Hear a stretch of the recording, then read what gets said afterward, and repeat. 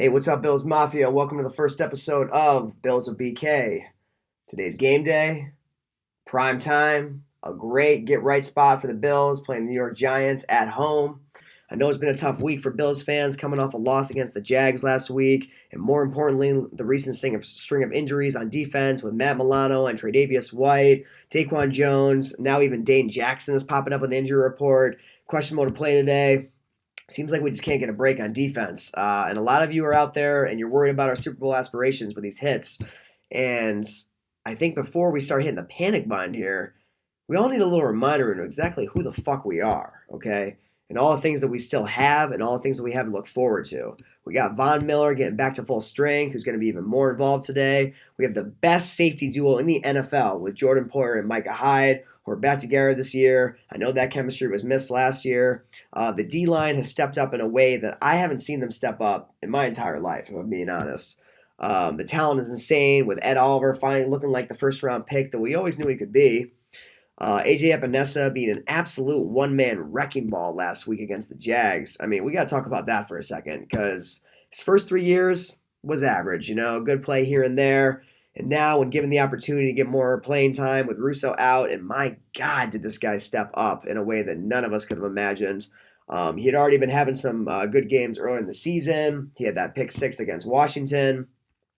And now Russo is good to go, coming into the game with no injury designation. Between him stepping up, Von Miller coming back, hopefully won't be at a pitch count like he was last week. Leonard Floyd being an absolute beast. I mean, the guy is already on pace for roughly 18 sacks. And with his old Rams Super Bowl counterpart, Von Miller, getting back in there, man, they're going to be a force to be reckoned with. And the great news is Greg Russo being back today. I mean, obviously, AJ Epinesa stepped up in a huge way. And filled his shoes nicely. But having him back out there, which, by the way, guys, this will be the first game that we have Greg Russo, AJ Epinesa, Leonard Floyd, and Von Miller all playing together in a rotation on the field. I mean, I can't wait because these guys were already terrorizing quarterbacks. You just give them more weapons, and as a unit, we're going to be even stronger. We're going to be sending so many weapons at Tyrod Taylor, who's playing this week with Daniel Jones injured. And the stats already speak for themselves, guys. We're leading the league in sacks going into week 6, and we haven't even had our full arsenal on the D-line yet. You put all these guys all healthy at the same time in a rotation, and guess what?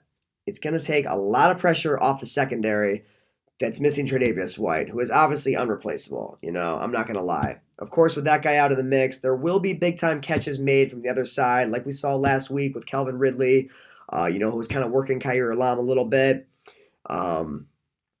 Being out Christian Benford and Tre'Davious White, having, both of our starting corners out, we knew that was going to be a rough game. I think that Dane Jackson and Kaiir Elam did hold it down for the most part.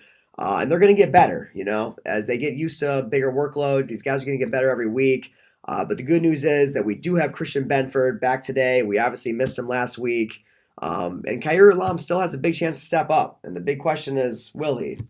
Other guys like Poona Ford will have a big chance to step up after losing Daquan Jones.